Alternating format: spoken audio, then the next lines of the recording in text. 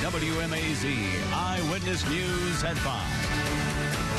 Hello, everyone. Thanks for joining us. I'm Frank Malloy. And I'm Lori Johnson. New at 5, a teenager dead, and his brother fighting for his life after a wreck this afternoon. Justin McDuffie joins us live from the scene with more on what investigators think happened. 247 is a road that many of us travel every single day, but right now a small section of the southbound lanes heading to Houston County are closed. That's because of the wreck that you can see behind me. Now, according to Coroner Lonnie Miley, 19-year-old Joshua Jones and his 21-year-old brother Jaquez Jones were heading to a funeral down here in Houston County, and that's when they were clipped by another car. Now, their father was in the car ahead of them and watched them flip over. Now, as you can see behind me, the crews are still here on the scene here on 247, and they're still cleaning things up, and the lanes are still closed. Frank and Lori, back to you.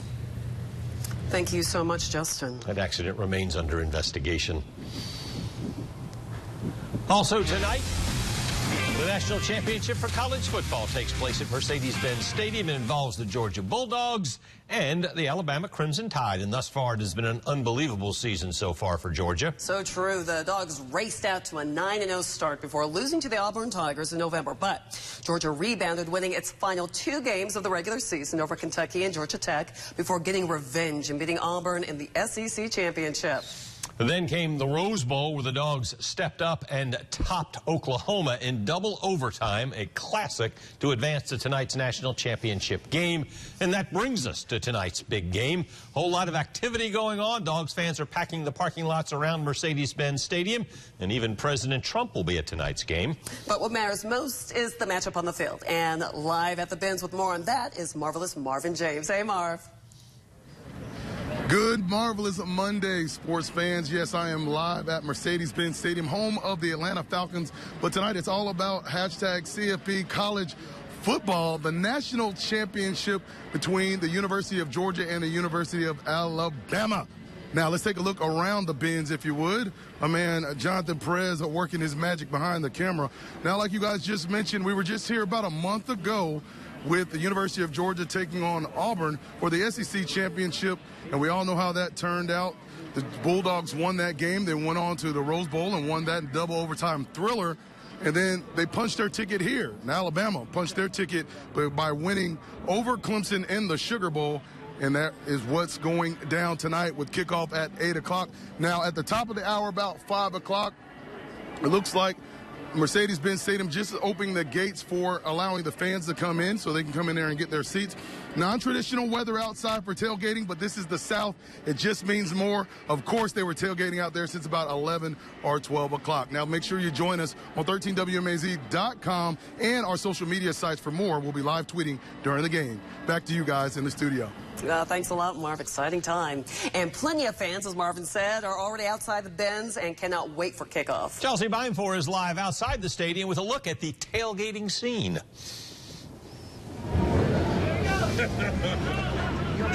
Frank and Lori, it's a great day to be a dog, even though it's cold and rainy. We got some fans. Look at this. We got the UGA Arch. Oh, man, get it together, everybody. Okay, we're going to take a walk this way into a very large tailgate back here. I think we got a couple of UGA fans, everybody. It's a machine in red and black. It's a machine in red and black. Ain't nothing finer in the land. Ain't nothing finer in the land. And a mean machine, Georgia fans. Georgia fans. Go, go. Go, go. Go, go. Go,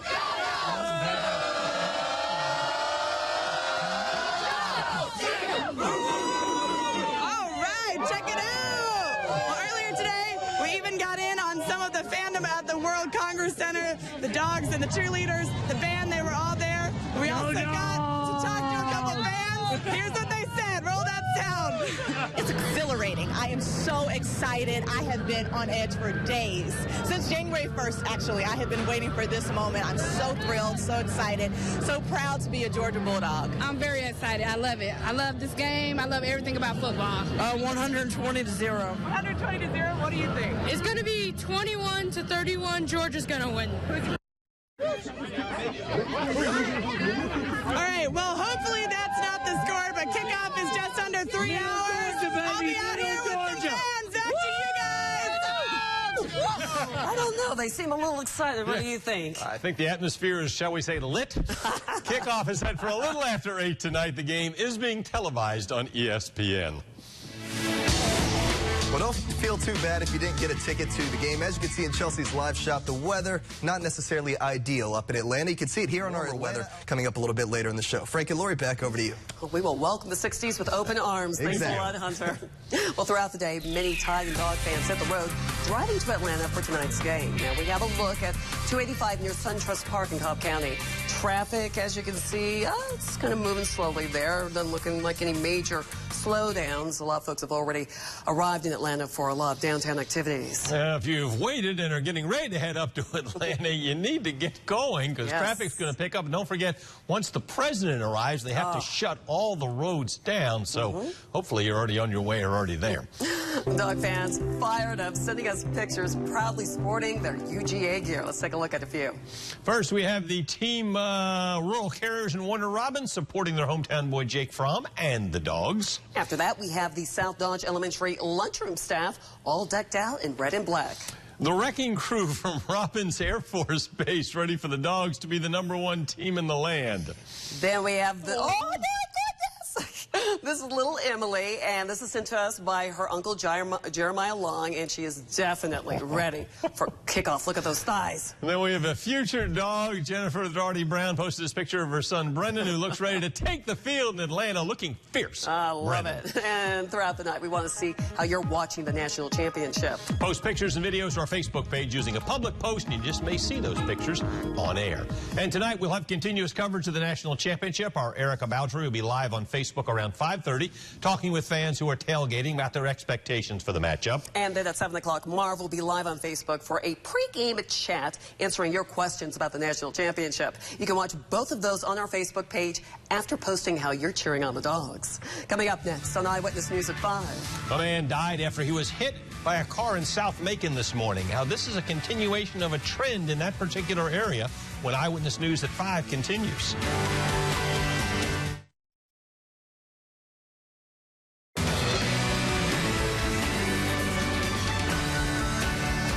Welcome back. A man died this morning after a car hit him in South Macon. It was the first pedestrian fatality of the year in Macon-Bibb County. Yvonne Thomas was on the scene all morning and explains what happened. Monday morning, the southbound lanes of busy Pionona Avenue were shut down. Witnesses says the gentleman just walked out in front of the car. Sergeant Linda Howard with the Bibb County Sheriff's Office says a man stepped out in front of a 1998 Lexus LS 400 and was killed. Was the pedestrian hit near a crosswalk? Or? No, ma'am. No crosswalk. No, ma'am. Chief Coroner Leon Jones believes the man could have been homeless because he wasn't carrying an ID. After hearing about the crash, I actually had a tightening in my stomach. It's a sad morning. Violet Poe with the Macon-Bibb Pedestrian Review Board says she rushed to see what happened. Pionona Avenue is one of our hot spots, and we recognize that. According to Macon-Bibb Planning and Zoning, within the last 4 years, 5 people have died attempting to cross the busy highway.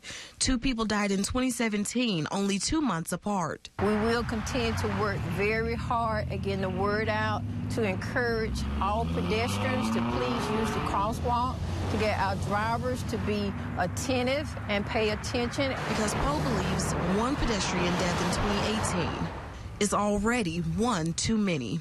In Macon, Yvonne Thomas, 13 WMAZ Eyewitness News. According to the Bibb County Sheriff's Office, the driver of the car, 44-year-old David Hitchcock of Milledgeville, is not facing any charges at this time. Shots fired at a Warner Robins home sent a woman rushing to a hospital nearby. Gabrielle Dawkins joins us now with more. Police say it happened just after midnight at this house behind me at 911 Crestwood Terrace. That's right off of South Pleasant Hill Road near Warner Robins High School. Earlier today, I spoke to Police Major John Wagner, and he said several shots were fired at the front of this house, and a 40-year-old woman inside was struck in the leg. There were several shots that were fired at the home, and we were able to collect some shells. We feel like they were a smaller caliber weapon that was used in the crime, and don't necessarily feel that was so much as a drive-by as took shots and then jumped in the car and took off. The woman drove herself to Houston Medical Center where she was treated for non-life-threatening injuries. Now, police are still investigating. They say they don't have a motive. In Warner Robins, Gabrielle Dawkins, 13 WMAZ Eyewitness News. And anyone with information about this shooting can call the Warner Robins Police Department at 478-302-5378. Once again, that's 478-302-5378.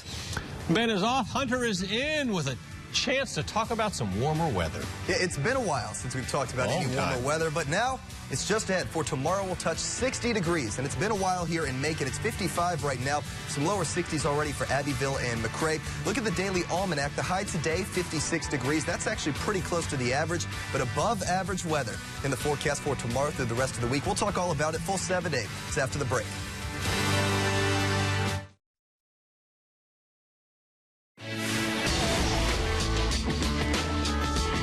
Good Monday afternoon to everybody. Here's a live look at a rainy Mercedes-Benz Stadium. That's shot from Centennial Park in Atlanta, so don't feel too bad if you're watching the game from the couch tonight. At least you're not standing out in the rain waiting to get into the stadium. But here in Central Georgia, here's a look at our National Championship watch party forecast. A few showers are possible, however. Fortunately, the heaviest rain or the steadier rain will bring the chance for showers and maybe even a few storms to that forecast. Then behind that, another blast of cold air enters the forecast. You can see it here on the 7-day. 60s for the bulk of this week, 62 on Wednesday, a few showers possible. Scattered showers on Thursday will top out near 67, 68 on Friday. That's looking like the wettest day of the next 7 for right now. For Saturday, we trend driver. Look at that colder weather right back in the forecast for next weekend and the beginning part of next week. That's an update on your forecast. Stay with us. The news continues after the break.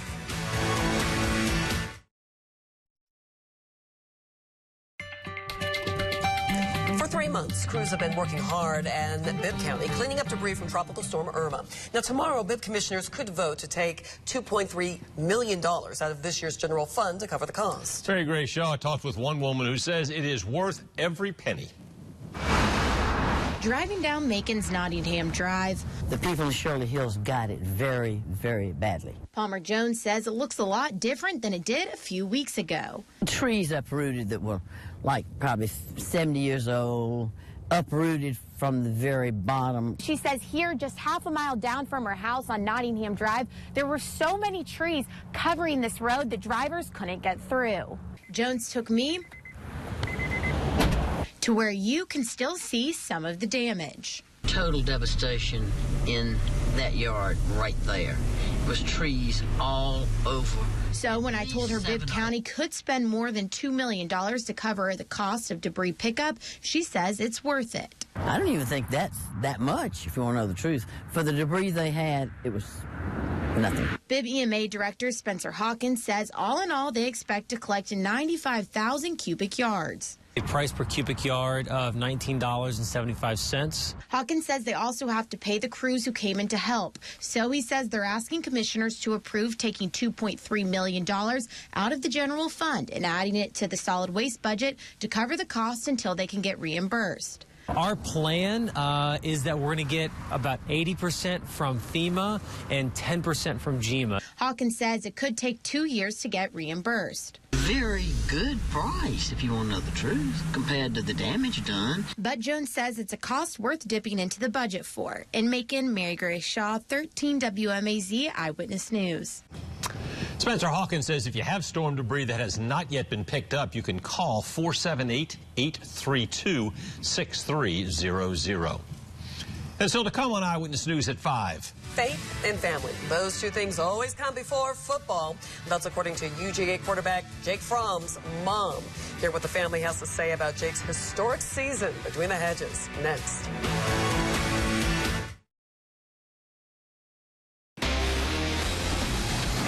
As we prepare for tonight's big game, we're bringing back a story from our Chopping for a Championship special we aired in December for the SEC title game. It's about one of Central Georgia's own Georgia Bulldogs, of course, that being Jake Fromm. That's a great story. Chelsea Beimfohr sat down with Jake's mom, Lee, and she opened up about Jake's life away from home and his success on the field this season. Here's how she says the Fromms balance family, faith, and football. To Sanford Stadium.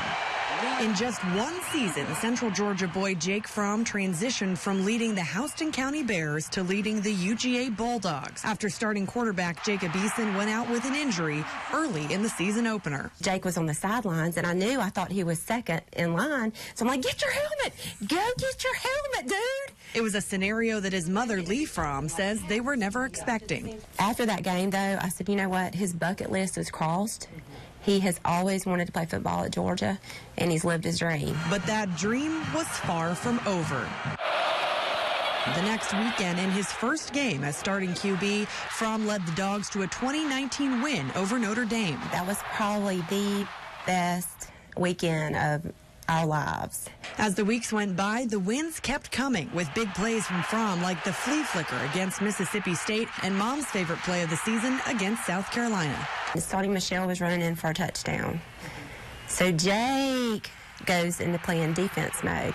So he gets to block, and which exemplifies football to me anyway, because one person can't achieve anything without the other 11 on the team. This isn't about him, and he likes for his receivers to get the big kudos, and you know, for him, he'll just say, well, hey, I didn't do anything. But Jake isn't the only one throwing and blocking in the Fromm family. Their football weekends kick off on Friday nights at Warner Robins High School. Dylan and Tyler play every Friday night, so we have to decide, are we going to get up at 4, get up at 5, and where are we playing? If it's Tennessee, we're driving to Tennessee because we don't want to miss any of the games. 3 sons, 2 nearly perfect seasons, and 1 very tense mom in the stands. I want my basket case.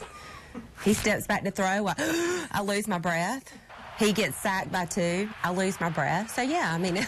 But through the sacks and the stress, Lee says there's one thing that holds Jake together. Faith is important to him, and it always has been. She says Jake reads his Bible every day before he gets out of bed, prays before and after every game, and encourages his teammates to trust in the Lord. He's in heaven right now. There's no other way to describe it. I mean, he is living the life right now.